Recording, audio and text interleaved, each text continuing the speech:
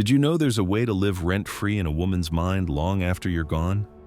A way to make her feel your presence even when she's alone in her room, scrolling through her phone, trying not to think of you but failing anyway. That's what we're unpacking here, the quiet psychology of memory, emotion, and longing. There are 5 ways to make her miss you, and this first one is where everything begins. Here's a truth most men never realize. Women don't actually miss you. They miss the feeling they had when you were around. That's the difference between attraction and attachment. It's not about your face, your voice, or your jokes.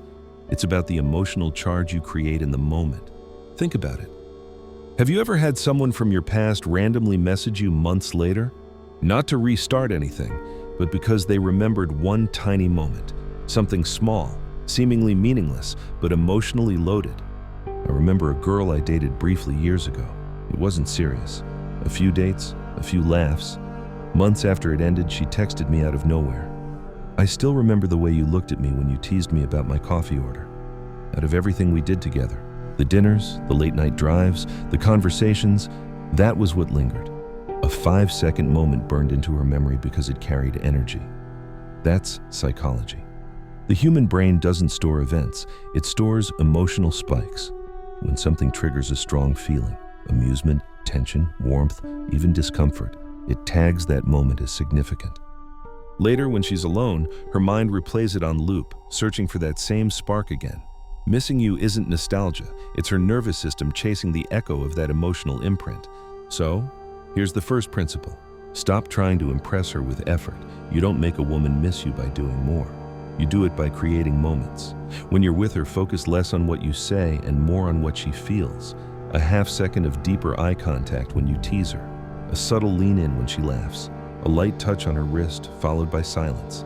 Then you pull back, not coldly, but intentionally, letting that echo hang in the air. When you do that, her mind subconsciously records the contrast, the spark followed by the absence. That's what keeps her replaying it later. It's the same reason people replay the chorus of a song they love. The repetition gives the brain dopamine, and your presence becomes tied to that reward loop. Remember this, what she feels in 5 seconds will outlast anything you could say in 50 minutes. That's why over-explaining kills attraction. It replaces feeling with logic. But if you leave her with sensation, not explanation, her body will remember you long after her mind tries to forget. Let's make this practical. You don't need some complicated plan. You just need to slow down. Hold eye contact for a beat longer when she jokes. Drop your tone when you lean in. Let silence do the heavy lifting. And right when she starts to wonder what's going on inside your head, pull back. Let her imagination rush to fill the space you leave. Here's something a lot of men don't realize. Absence doesn't create longing. Contrast does. The contrast between attention and space, warmth and distance, presence and withdrawal. The human brain can't crave what it's constantly fed. It only craves what it temporarily loses. As Marcus Aurelius once said, the desire for what we lack is the cause of all turmoil. The same applies in attraction. The space between moments is what amplifies the memory. So instead of chasing her or flooding her with presence, create echoes. Be the man whose memory lingers in the quiet moments after the conversation ends. Every time she laughs to herself thinking of you, every time a random phrase or tone reminds her of your energy, that's not coincidence. That's emotional conditioning. But understand this, emotional echoes alone aren't enough. You can't live in her mind forever just by making her feel something once.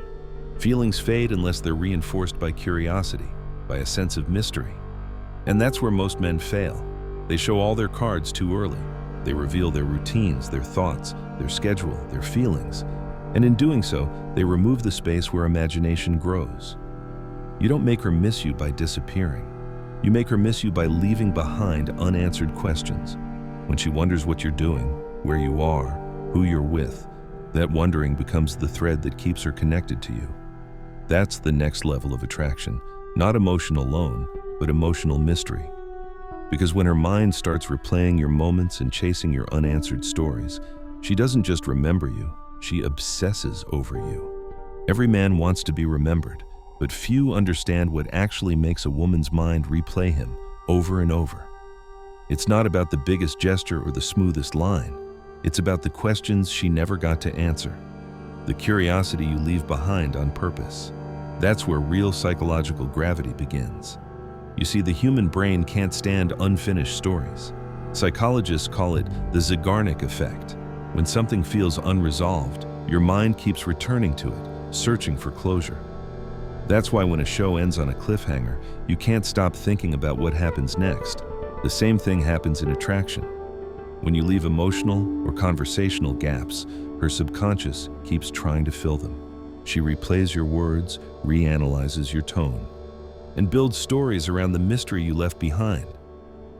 Back in university, I learned this without realizing it. There was a girl I'd talk to after class. Light, funny, natural energy. We'd joke for a few minutes, and then, right when things got interesting, I'd cut it short. I'd say, "All right, I've got things to do."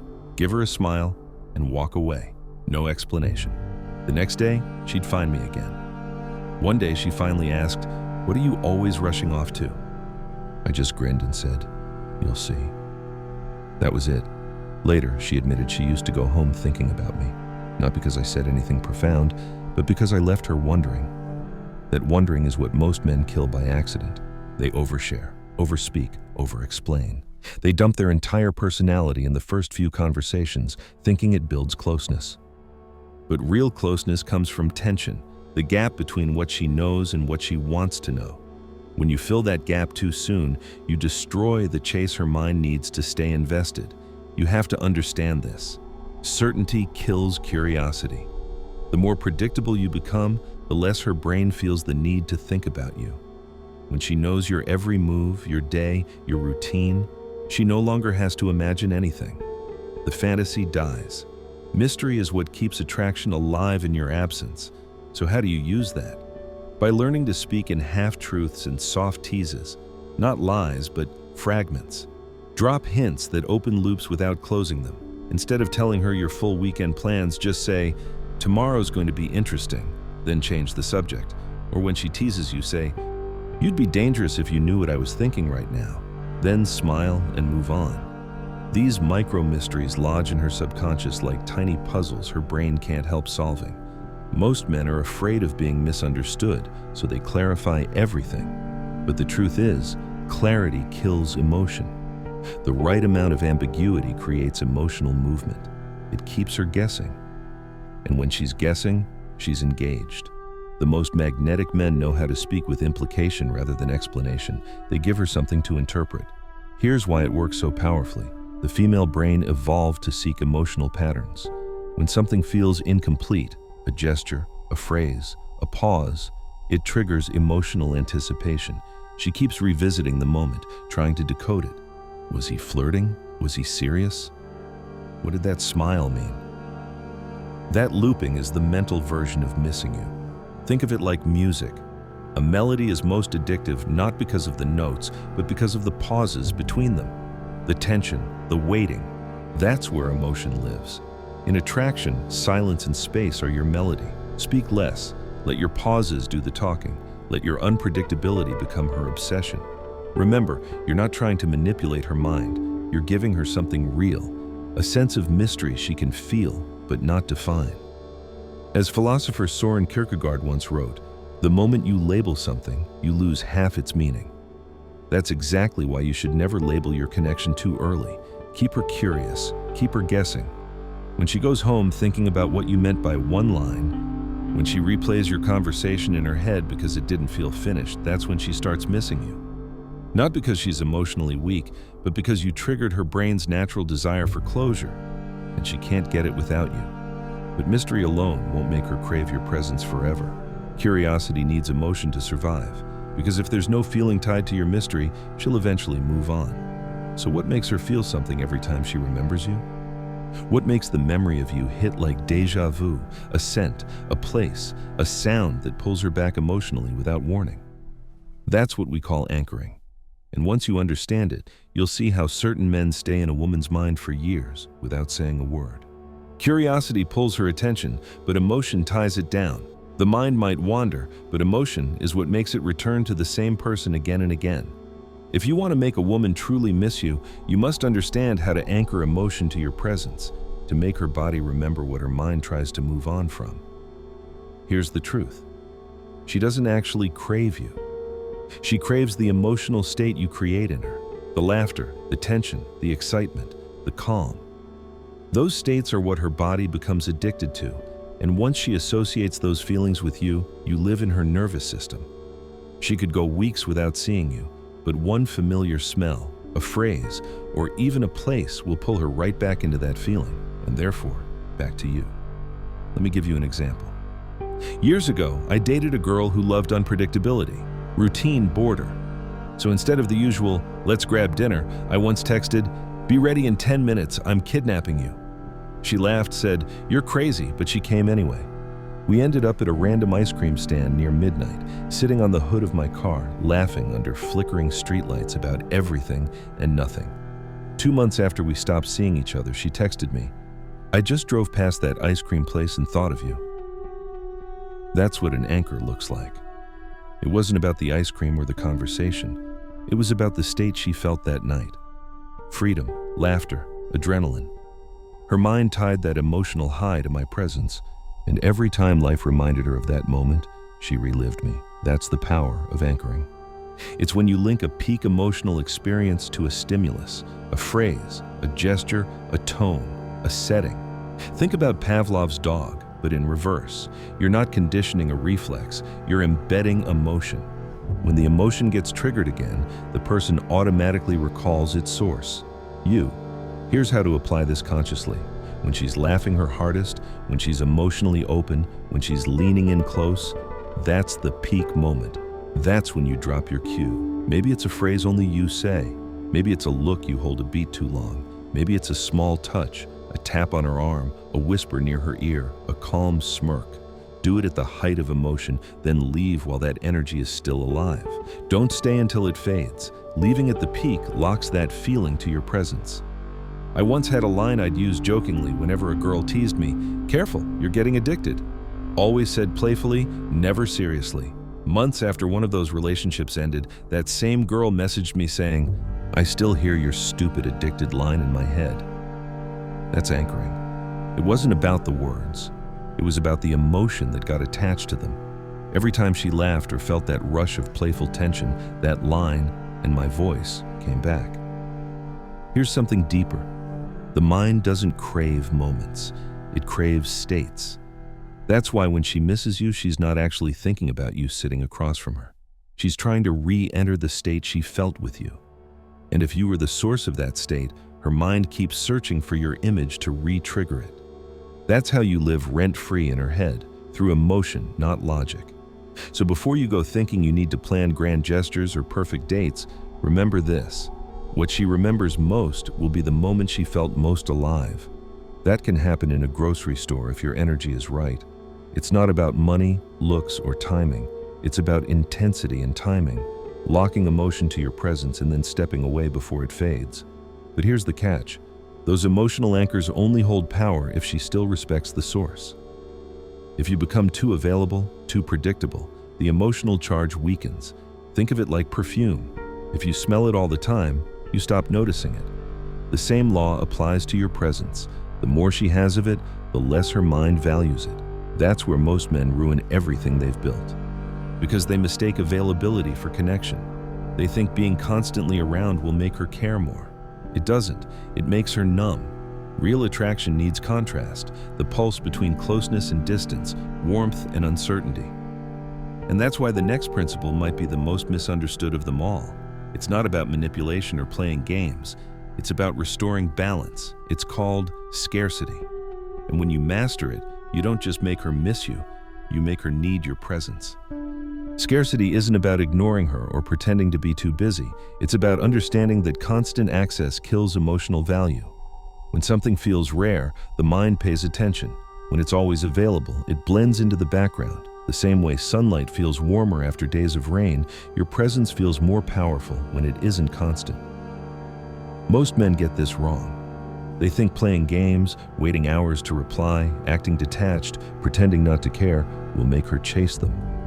But that's not confidence. That's fear disguised as strategy. Real scarcity doesn't come from pretending you don't want her. It comes from living a life that doesn't revolve around her. When she feels that you have your own rhythm, that your time and energy are not up for constant consumption, she starts to value it. Let me give you an example. I used to talk to a woman daily. Long texts, endless calls, constant updates. She knew everything about my day, where I was, what I was doing. It felt close, even intimate, until she got too comfortable. One day she said, "You're sweet, but I don't really think about you when you're not around." That hit me hard, and it taught me something. Predictability kills desire. I had made myself too certain, so I changed one thing. I didn't ghost her, didn't play mind games. I just reclaimed my focus. When I was working, I worked. When I was with friends, I stayed present with them. When she texted, I replied, calmly, on my own time. I stopped being instantly accessible. Within a week, her tone changed. She started double texting, asking where I'd been, what I was doing. That small dose of unpredictability reignited her curiosity. Here's why it works. The brain assigns value based on scarcity. We desire what we can't fully predict. So when your availability becomes selective, your value increases in her perception. She begins to miss you, not because of your absence, but because of the uncertainty. Where is he? What's he doing? Why hasn't he replied yet? That mental loop becomes the seed of longing. But you have to execute this with balance. Scarcity doesn't mean neglect. The goal isn't to starve her of attention, it's to make your attention worth something. When you're with her, be fully there, undistracted, engaged, grounded. But when you're away, be gone. Don't narrate your life. Don't justify why you didn't reply in an hour. Silence, when earned, builds tension. As the Stoics said, silence is a form of strength. Now that you understand scarcity, let's take it one level deeper, to the technique that binds everything we've talked about together. It's what I call the unfinished thread. The most powerful way to make her think of you long after the conversation ends. The idea is simple. Open loops, don't close them. You give her just enough to spark curiosity, then walk away. Her mind fills in the blanks. That unspoken space becomes emotional tension, the essence of attraction. There are 4 types of unfinished threads. First, the story thread. Start a story right before the interesting part. I was in the back of a police car once, anyway, then move on. She'll ask later, wait, what happened? Her brain won't rest until she gets the rest of the story. Second, the challenge thread. Say something that hints at a deeper truth. You'd be dangerous if you ever learned how to read people. Then pause. No follow-up. That line becomes a riddle she wants to solve, and you become the mystery attached to it. Third, the future thread.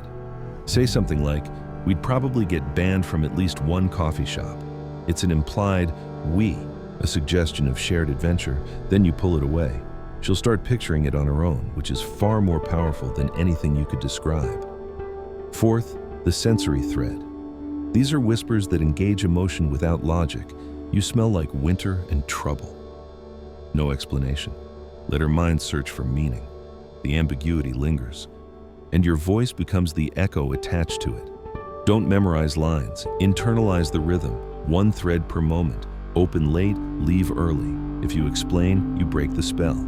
The magic lies in implication, not clarification. You can use this over text too.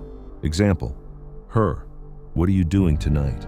You, trying not to repeat what happened last Friday. Her, what happened last Friday? You, short version, we got away with it. Long version needs coffee. Then stop.